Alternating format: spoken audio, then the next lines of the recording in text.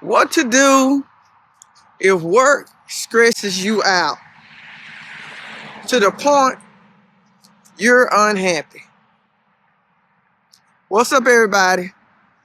It's the Gambler. And we're walking and we're talking about what to do when you're just unhappy at work. Well, that's almost everybody.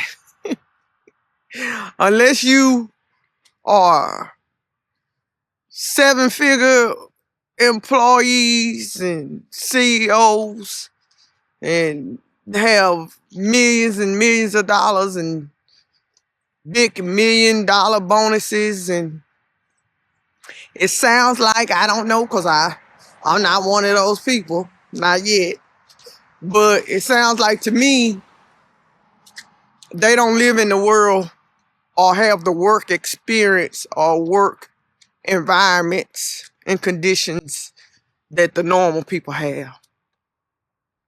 But us normal people, sometimes work can be very stressful. It could be a stressful environment. And it can be that way to a point that it makes you unhappy. And so that was what was on my mind to talk about today. And let's see if we could talk through on how we handle some of it. So right now, take a minute and in the comment below, don't say your current situation. Just answer this question. Have you been at a job and it was stressful to the point that you were unhappy? That's the question. And say yes or no in the comments below. Just put in there, have you had a job where it was so stressful that you were unhappy? I'd like to know if there's a lot of you that's watching this video that have experienced that. I've experienced that a lot of times. Different scenarios and different jobs. I almost got to the point that I don't know if I say lost hope, but I don't know if a dream job exists anymore. And if you got a dream job, put a comment down there and say, I have a dream job. And if you don't mind, tell us what it is, because we might be trying to go get that job and do that job. We might be trying to change our career and find a new career path at a new job. But I used to believe that was like a dream job, that you can just find a dream job. And I sort of don't believe that anymore. And then I used to think that, well, since I'm an entrepreneur and I have had my own businesses, and I currently do have my own business, and I've yet to be in a place where I've had my own business and that business was my only employer. So I haven't owned a business to that level as of yet. But I used to think that used to be like a goal of mine and something that I strived for, thinking, hey, the only way I'm gonna have a dream job or I'm gonna be happy is if I'm working for myself. And once I started one of my companies, and I used to have a IT company, and I ran it for, it had about 10 years. It ran for about 10 years. But what I learned from that is that just because you are self-employed does not mean that that's going to be a dream job for you. It don't. Because if you work a job, the realities of it is that you're always going to be working for somebody. And not everybody is nice to work for. That's the bottom line. That's the reality. So like if you are self-employed, you have customers. Well, guess what? You're working for them customers. And sometimes customers ain't so nice. Sometimes customers, in reality, those customers really are your boss. And sometimes they could not be so nice. So I sort of found out that no matter what you do, if you're in a workforce, you're always going to be working for somebody. So I was like, I sort of lost hope in, I don't think there's like no such thing as a dream job anymore. I used to, but I don't anymore. Now they may exist, and I'm sure they do. I'm sure, people have dream jobs and they're happy with them and they're just amazing. But sometimes I've had experiences where I have a job and it starts out and I feel like, wow, this is my dream job. Oh man, I got everything that I ever wanted in a job. Oh wow, this is it. Then all of a sudden something happens. And it goes from being a dream job to that's okay. Somebody asks you how you like your job. Well, it's okay. Then it goes to it pays the bills. I get the bills paid. Then it goes to a level where, whew, Lord, they just stressing me out. I am just sick and tired of being sick and tired. Then you know where it don't went to by that point.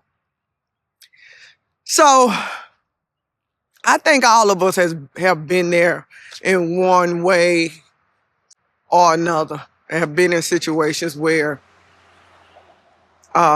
work is stressing you out to the point you're unhappy. So this talk and what I want to be able to give some insight on, or give some knowledge or wisdom or experience or whatever the word is, I can only speak from my experiences and things that I have learned. And so I'm going to speak from my experiences and say, how do you handle, and give you an answer to how do you handle work that's stressing you out and you're unhappy. Well, the first thing is to identify what is it about work that's stressing you out and making you unhappy. Is it the work? Is it the commute? Is it your boss? Do you not have the skill sets to perform the job effectively yet? You don't know what you're doing. What else could it be? Is it stressing you out because they're demanding too much of you? They're over demanding, or they're putting too much on you? Is it stressing you out because you feel that you're underpaid? Is it stressing you out because you feel that you're not being appreciated, or you're being discriminated against. Your work environment is uncomfortable, or is it because your work environment feels unsafe? So all of those, we're going to ball all those up together because we don't know what's your situation or what is it that stresses you out. But what we do know is something is stressing you out to the point you're unhappy. So the first thing you need to do is identify what that is. If it's one of those, okay? Now, the next thing I say do is, like I always say, don't rush to react. Start devising you a plan. And what that plan is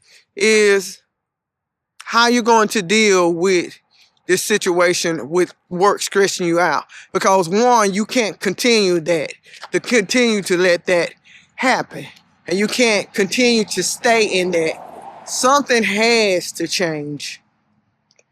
Because at the end of the day, yes, that job pays your bills, is the substance that provide the financial substance to help you pay your bills. But at the end of the day, your health, your well-being is more important than that job. And that's the point that a lot of people don't put priority on. Priority should never be on the job. Priority should never be on the company. Priority should never be on your boss. Priority should never even be on the customer. Priority should always stay on you. And the reason I say it should stay on you, because unhappiness can tend to affect your health, and it can trickle down and it can snowball into you having health issues. And that's why I say you should be priority. You should be the top priority. If you're in that unhealthy, stressful environment, and you're not making yourself priority first, start now, change, and start making yourself a priority. You're the most important thing in this situation. Your health and well-being is what is important. So one thing you can do instantly to help cut down the stress is to do this exercise, and this is something that I learned. When you're at work and you clock out completely. Now, what that means, when you hit that clock, where you hit a punch clock, which I don't know if those exist anymore, they might, or you just get off at 4 o'clock or 5 o'clock, or you get off at 6 a.m. in the morning or 2 a.m. or whatever time you get off. When you stop working, you have to completely stop working. At that point where you stop working, I don't want you, and you shouldn't. Well, I can't say I don't want, because I can't tell you what to do. It's what you do. I'm just telling you my experiences and what I've done. When I clock out and I leave work, my mind stopped working for work. My body stopped working for work. I stopped thinking about work. Whatever I gotta do at work, whatever my tasks or assignments are, whatever they are, it don't matter. I don't think about them no more. I don't try to figure them out. I don't try to plan about it. I don't care if my manager pissed me off and I'm mad about something that they did, or a co-worker pissed you off. or any of that.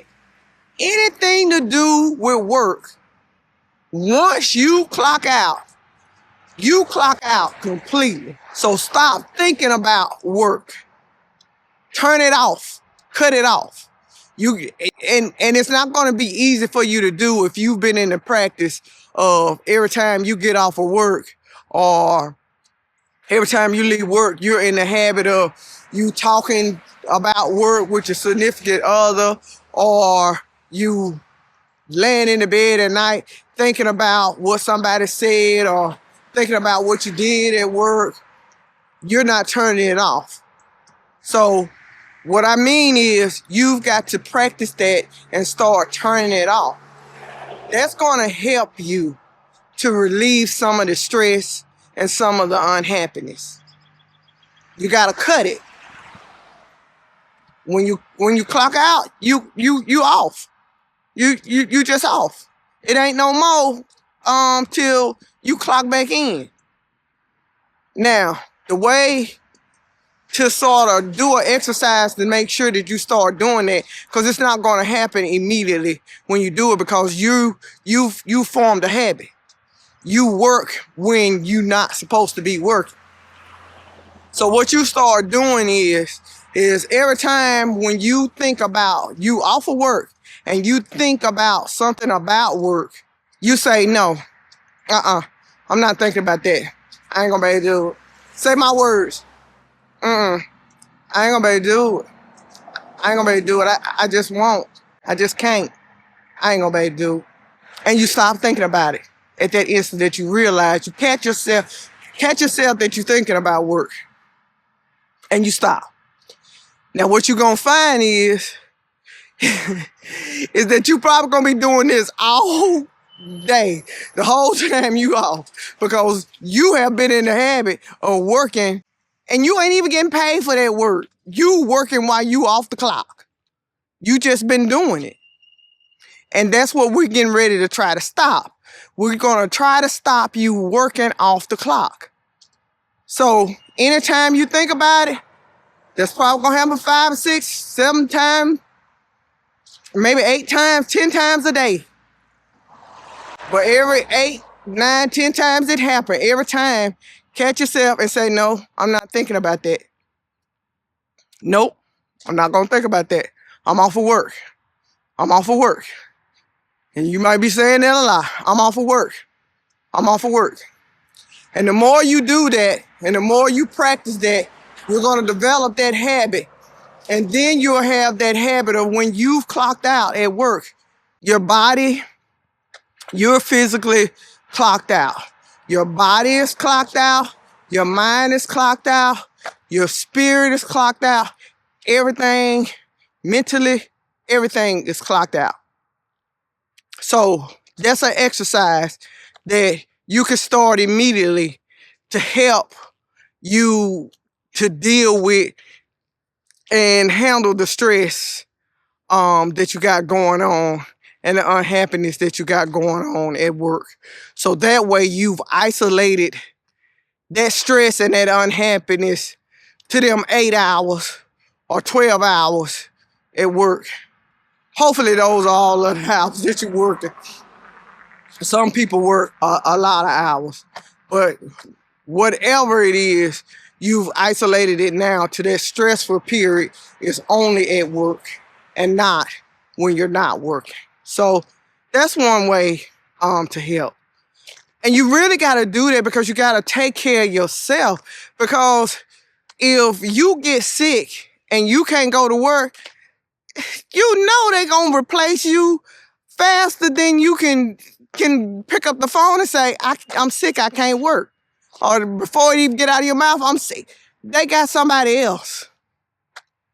And they had you thinking that you were the only one that could do that job. It's only you. I got job security.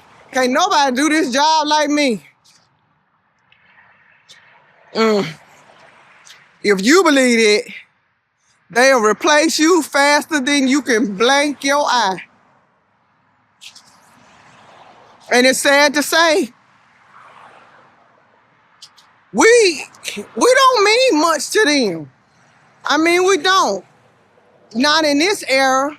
There used to be an era where they used to have what they called the three-legged stool. And that three-legged stool, I think it was the employer, the customer, and the employee. Well, now, in this era, it feels like the one-legged stool, and that's the employer. They don't even care about the customer now. Just think about it. Customer service is like down the drain. They don't care whether you happy or not. They don't care because they feel like, hey, I got you where I want you. Whatever money that we need to get from you, guess what? You ain't got no choice but to give us your money, and we gonna get it. So we ain't got to care how we treat you because we got you anyway. We got your money anyway, child boo. And that's how they think. It's the employer now. It's a one-legged stool. The employer. And when I'm saying employer, the executives, the CEOs, the CFOs, CIOs, the COOs, the stockholders, shareholders, those are the employer. And that's all they care about. I mean, that's the truth. I mean, I'm gonna keep it real. That's just the simple truth. What do you see yourself? I can't stand when they ask you that question. Where do you see yourself in 10 years? Where do you see yourself in 5 years? And your real answer is not here. That's what you really want to say. Not here. I don't want to be here. That's where I see myself. But you can't say that. I can't stand that question. Because I don't like lying. I really don't. Everybody know me and know my personality. I try very hard not to lie. And it bothers me with lying. So I lie very, very, very, very little. And if I actually happen to tell a lie, I'm probably coming back and correcting that lie. Because that's just how much I hate lying. So, but in that situation, I have to lie. And in some cases, if it's a nice company, which I'm very happy with the company that I'm at right now, and my answer would be I'm very happy with them. So I definitely would want to grow there. But I know out of my 28 years of employment, that ain't been. That's all I can say. We're gonna move. We're gonna move on. We're gonna move right on along. Oh, that took me on a tangent. But going back to what I was trying to say is that take care of yourself and put yourself first. Because they're not going to put you first. And what's first is making sure that you're okay, making sure that you're safe, making sure that you're healthy, and that should be your top priority. And so that exercise of leaving work at work, you really need to try to implement that and work on that. So that's one suggestion: leave work at work. And have your family time and value that, because I always talk about value the time that you have with your loved ones. So you don't get much of it, because if you think about it, in a work day, you getting up early, maybe an hour to 2 hours before you go to work. Then you may have an hour commute. Then you got the 8 hours at work. Then you have another hour commute with the traffic. Now that's looking like an hour and 30 minutes. Some people 2 hours if you were in Atlanta or Charlotte or Dallas or Houston, probably any major city. That's over half of the day. That's about probably 14 hours. That's leaving you 10 hours. Now You got that 10 hours in that evening. You got to fellowship with your family, find some dinner, exercise if you have the time or if that's in your plan, which it should be. Try to exercise. Wind down a minute. Get your bath. Gotta be clean. Gotta get yourself clean and smelling good. Get your bath. Get ready. Get your stuff ready for work tomorrow, and then get ready to go to sleep. So you may have had, out of that 10, you may have had a good 3 to 4 hours if you really look at it. And out of all that, I didn't even say me time. You didn't really probably get any me time during your work day. So see there, you ain't even getting me time. So you gotta take care of yourself for the little time that you do have outside of work, especially during the work days. And weekends, the weekends should be for you. Now, I know some jobs may demand that you work on the weekend and you might have to go in on the weekend. Okay, yeah, but don't make that a habit. You don't get 2 days. I don't even know who came up with that. I imagine they was an asshole. It ain't no other way that I'm gonna think about it. I imagine who came up with work 5 days and only have 2 days off. They was an asshole. I'm calling them an asshole. And I ain't gonna beep it. They was an asshole who came up with it. Because you need more than 2 days off. That don't even seem fair. To have 5 days working and 2 days off. That ain't even fair. It should have been, if nothing else, 4 days working and 3 days off. That sounds fair. So, but anyway, don't work on the weekends either. And definitely let weekends be your time. That's another way you can deal with the stress and being unhappy. And I think the last one that I'll say about this or how to deal with the stress and being unhappy is you may be at a place where your time is up there. So remember I said don't just react. Put together your plan. So start putting together your plan. And in that plan, start planning how you're going to leave this company and get out of this situation that you're in. Put together your plan and start to implement that plan. And that plan may involve, okay, first, what the job market is like. See how tough it is out there. And the way you can do that is go out there and look for a job in your field. Are there plenty of them? Is it abundance of them? Read news articles to see, what's the layoff. We know what the economy and what the workforce is like right now. It's a little challenging. It's a lot of people out of jobs. It's not good. No matter what they tell you, it's not a good market. So part of your plan, check out the market, see what the market is. So you'll know what you're dealing with. You'll know if it's going to be challenging to find a job or if there's an abundance of jobs. Also checking to see the pay. Is the pay in line with what you're looking for? What you might find is like, oh Lord, I've really been underpaid. This is what they're paying. Or you might say, oh Lord, I need to sit down somewhere.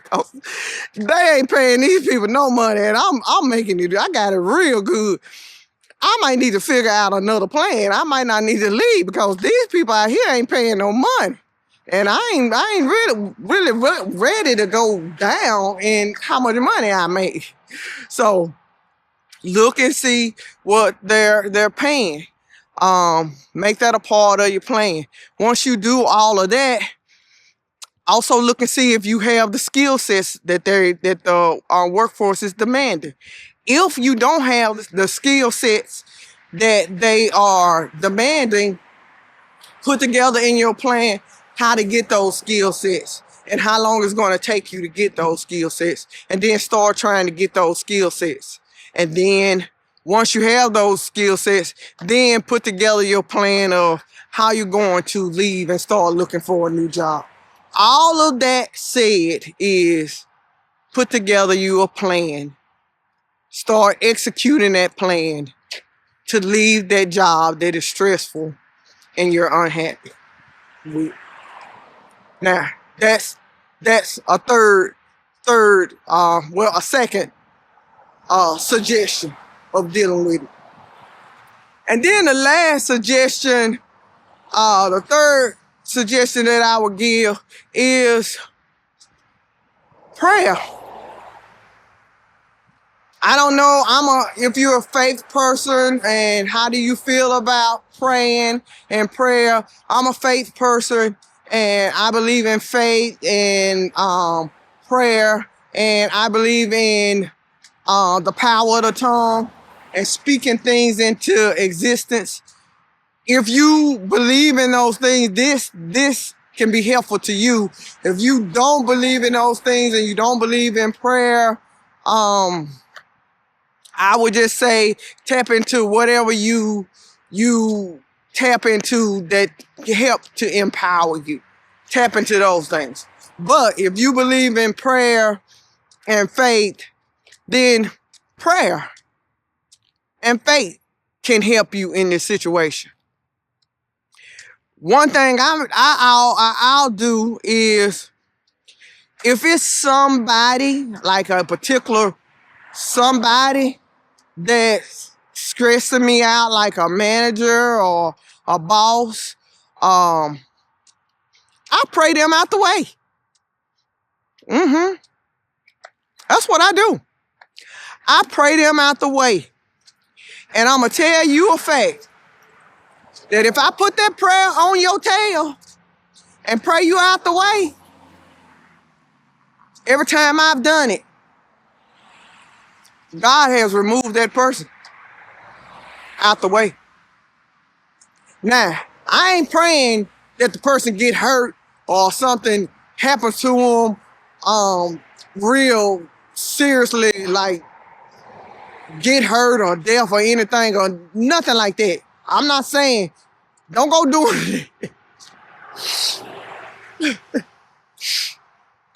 I'm not saying do that. I'm not saying go do that. Don't go do nothing like that. I'm saying pray them out of the way, that they're no longer in an authoritative figure over you. They're not in that position anymore. Pray them out of that position. And pray them far enough that they ain't even close to that position, that they can have any kind of impact on you and your work experience. That's what I mean when I say pray them out the way. And when I do that and I pray them out the way, most of the time, and I don't do it lightly. I don't pray that until I really don't have enough of they A's.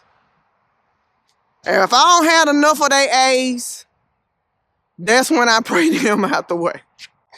So that's an option. You can pray them out the way. Get them out your face. Prayer is a powerful thing, and prayer does work. And you gotta have faith. After you pray, you gotta have faith and believe that they fits to be removed, and just sit and wait for it. When I pray, I sit back, cross my arms, and wait for it to happen. With expectancy. I expect that it'll happen. I expect that you no longer gonna be my manager. I expect that you no longer gonna be my boss. And no, I'm not going nowhere. You are. And I wait. And guess what? They end up not being my boss or my manager. And I've had some friends that I've given that advice to, and they have the same experience. Especially those that are prayer and faith believers. They do it, and people gone. I've had, and I'm not going to say who this is, but they have actually prayed people up out of some terrible people that was they managers or bosses that were so terrible that they went ahead and just prayed them up out of there. That guess what? They were the one packing their boxes for them to leave the company. They prayed them up out of there and then had to go pack their box up from their desk so that they could get in to walk them on and help them walk on out the door. Prayer do work. Prayer is a powerful thing. It is. It do work. And so the last thing I would say is pray them out. Pray them out of there. But keep in your forefront of your mind that you are the priority. Take care of yourself first and foremost. Take care of yourself. And I'll share a story with you where I learned that valuable lesson and how I got to where I am today about not stressing at jobs, clocking out when I clock out, because I allowed that to happen. And that was back in 2023. We had bad snowstorms. I was on a contract. It was contract work. And this guy was working me like a Hebrew slave. I ain't lying. I mean, I worked 24/7. It was overtime, anytime, undertime. He worked me to death. When I tell you he worked me. And it was stupid stuff. And I was just doing it, and it was just stressful. And it was like, oh my God. And I was so stressed out. And it was like one day, and I remember that day, it was a bad snowstorm.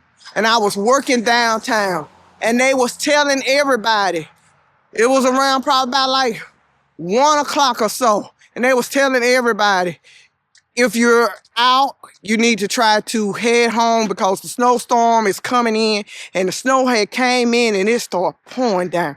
I mean, the snow was pouring down, and I was like sitting there and I was like scared and I was stressed out and I was contracting. So at that point, I wasn't in the mindset that I'm in now, and I was like, I need my job. I got to do what he tell me to do because I don't want to get fired.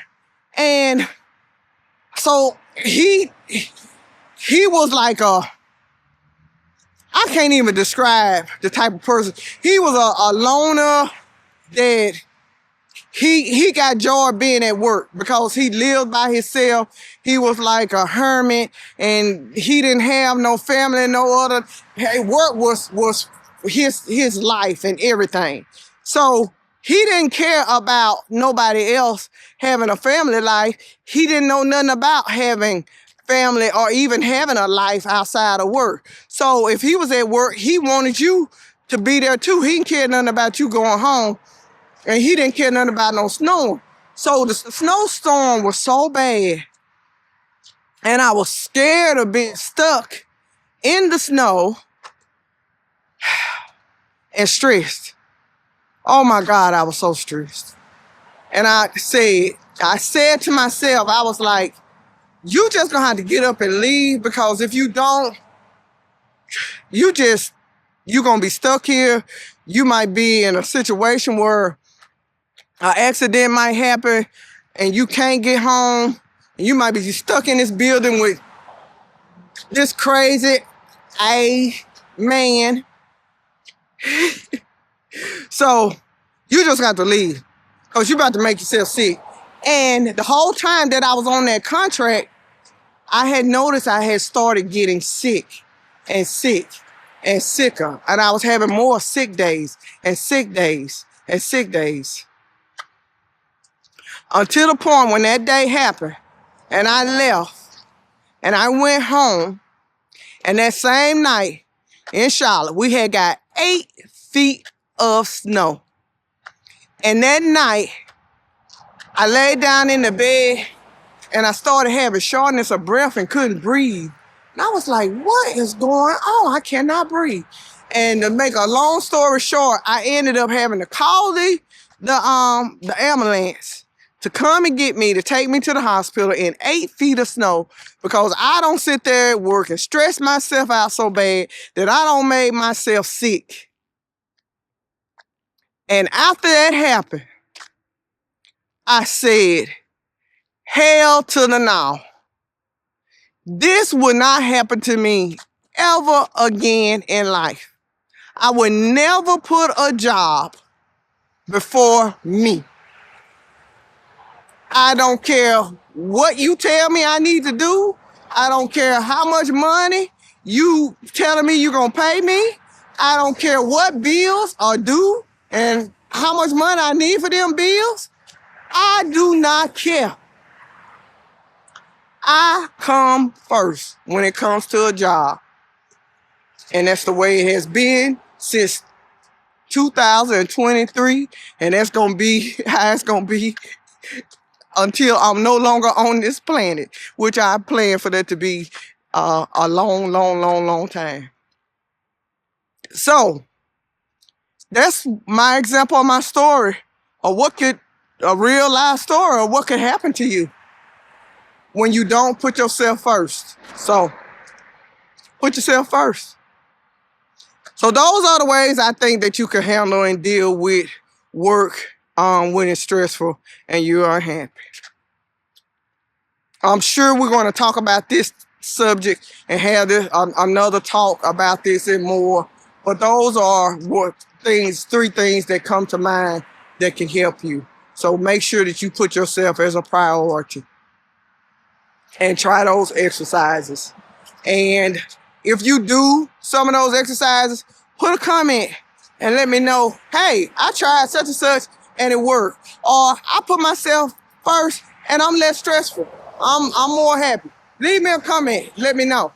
Or if you don't want everybody else to know, which I would like for you to leave a comment so other people can see that it actually do work. So I would prefer you to leave a comment. But if you don't want to leave a comment in your private, inbox me and let me know. But if you don't mind, leave a comment so other people can see that, hey, some of these ideas that the gambler said, they work and they help. So I'm going to say,